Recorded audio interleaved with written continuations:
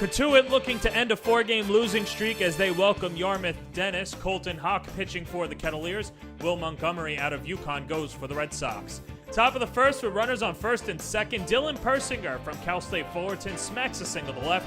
J.J. Munoz scores 1-0 Red Sox. Top two, Corby Bateshole at third. The squeeze is on. Matt Winokur, the fellow Stanford Cardinal, lays down the bunt. Bateshole scores, and the Red Sox have a 2-0 lead.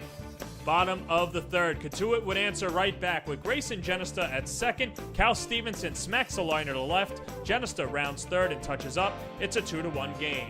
However, Cotuit would give it right back. Connor Wahanen at the dish with a runner on third and the infield in. He lines it to center to make it 3-1. Later in the inning, runners now on first and second with 2 outs, and St. Joseph's Deion Stafford Jr. unloads for a 3-run home run, his third jack of the summer, and the Red Sox open this one up. It's 6-1. Bottom of the sixth, after 2 errors from the catcher Tim Sosnara loads the bases. Persinger taps a single to right, a run comes in, 7-1 YD. The Red Sox would add another one and take an 8-1 lead.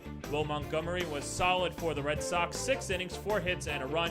He gets a 5-3 double play on Ryan Hagan to end the sixth. Top of the seventh, the Red Sox would open it up a little more. Persinger again with a single. Tyler Houston scores. The Red Sox were too much for the Kettleers as they drop this one 12-2. Nice. Well, I don't. They may. I don't. I try not to go there. What I try to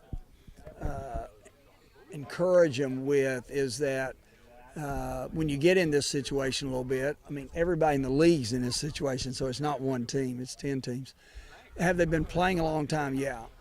But when I told them tonight, okay, take minor league baseball. One reason they divide minor league baseball leagues into 2 halves is so that teams won't be 30 games out like they are in the big leagues.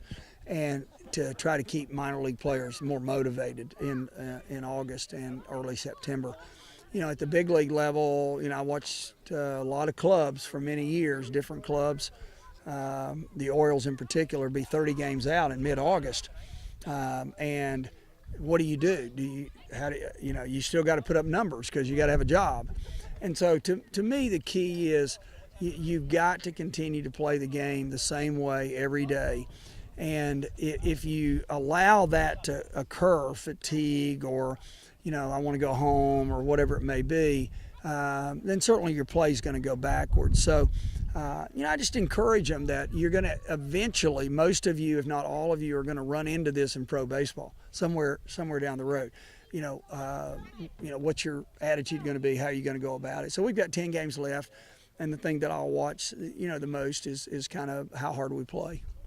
Yeah, I mean, there was I threw quite a few pitches, some big innings, and I think everything went well. Throwing a lot of strikes, and the defense came around and everything. But 0-2, 1-2 counts, just not executing the pitches as good as I should have. Trying to do a little bit too much with myself, and ultimately it came back to hurt me. A couple of hits, you saw some line drives back up the middle, some extra base hits, and just like an immature thing as a pitcher. But it's part of the process of learning up here, trying to make that transition to a starter from the reliever role. As a reliever, you might be able to get away with that. I call it beefing up to throw a little harder or whatnot. But as a starter, you just got to stay relaxed and know that you have to pitch more pitch. You have to throw more pitches in longer innings, and you'll fatigue yourself quickly, and that's kind of what happened tonight.